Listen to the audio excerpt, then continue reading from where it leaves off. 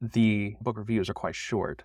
And there's one by Naomi Schaefer Riley, and there's one by David Brooks. And I'm just referring to Naomi Schaefer Riley one right now. This was printed in First Things. David Brooks was printed in the New York Times. And this came out in 2018. The study was, you can look this up. It's done by Christian Smith out of Notre Dame. And he's a sociologist, and it's a wide-ranging study on the spiritual beliefs and moral beliefs of young people. And so I usually sign this like on the first week, and I say, I really hope this makes you mad.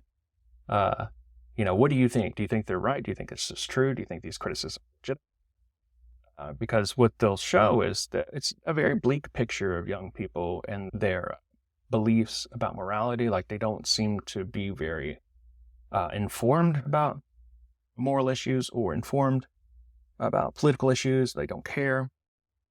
And of course, since it's about religious beliefs, moral beliefs, it's not in particular about political beliefs, but they do mention political beliefs because political, as you might remember from when we went over the taxonomy of philosophy chart, which is on a different video, the political is sort of a subset of ethics. It's about the good. It's about the good of the community. And let's see, this, she writes, I'll just quote her. Oh, and about that widespread heralding after the 2008 election, Obama, about a new generation of politically active youth. Smith and his colleagues call this idea sheer fiction. They find no more than 1 out of every 25 respondents to be engaged in politics in any meaningful way. 1 in 25 respondents. That's really low. So, right, sheer fiction that young people in particular, are more active. I think just people in general also. This is just about young people in particular. But 1 in 25. And then I ask my students, you guys think this is true? Let's talk about this. And then I'll have them, okay, raise your hand if you have voted. And most actually, maybe like half, maybe 3/4, maybe, will raise their hand. But then I'll say, it all hinges on what you mean by meaningful, engaged in politics in a meaningful way. So I say, well, voting, and we will talk about that in a sec, which I do with it.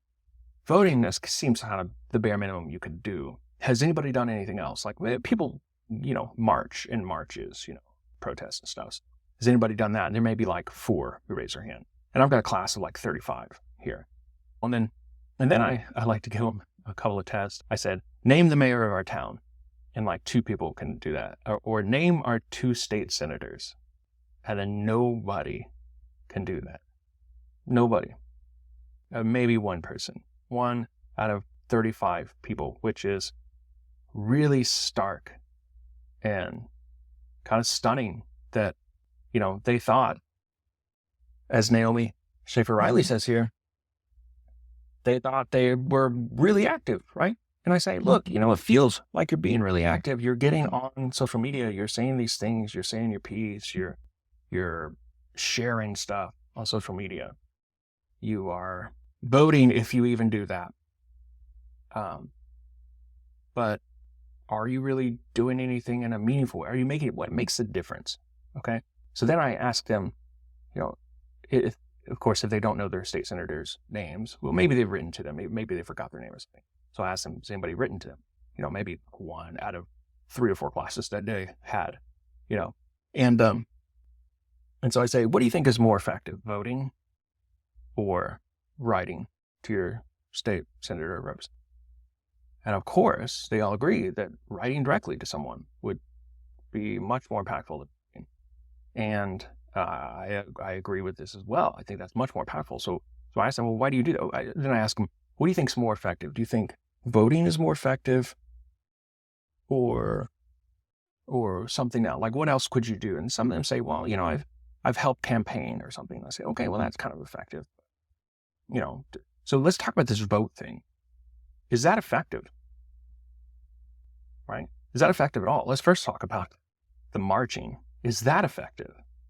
And a lot of people feel like it is.